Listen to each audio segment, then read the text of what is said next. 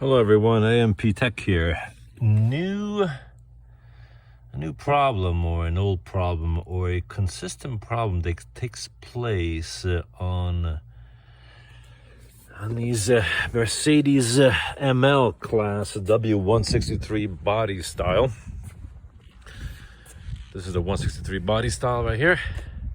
Now, one of the problems that this Mercedes has is oftentimes you hear of these rear vents. Now, don't mind the vandalism of my little 5-year-old.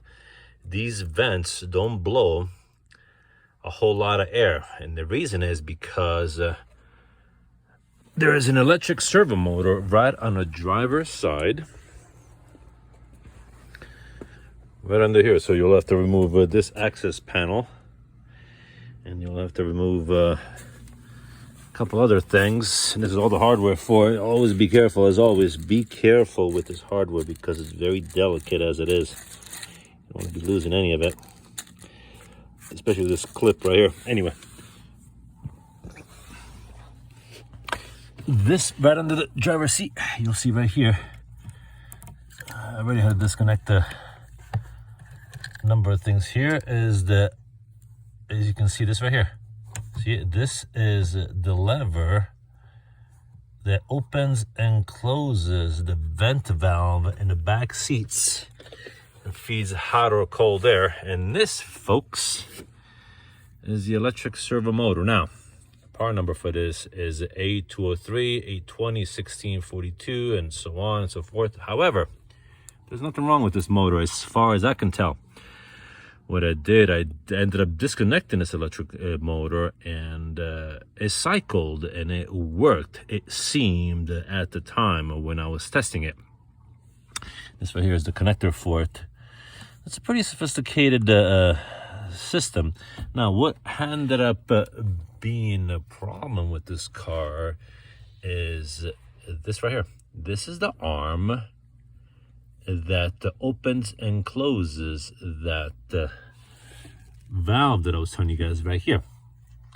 And what happened, being that these components are made of plastic, this thing developed a crack right there.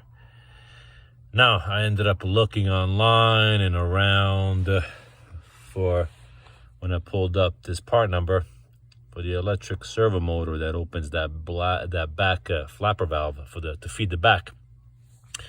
But they'll sell you the motor, but they won't sell you this arm. Now, being at this arm, you'll see that this particular lower area.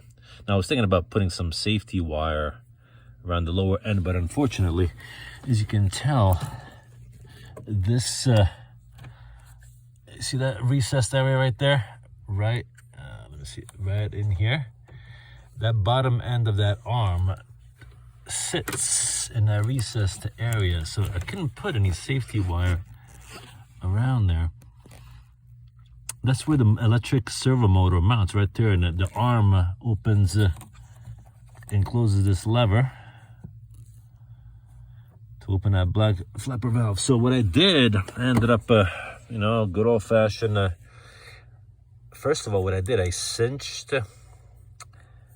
Well, with a file, I ended up carving some grooves along the circumference, as you can see, where the safety wire is running around, so that it would hold the safety wire when I tightened it down with safety wire pliers.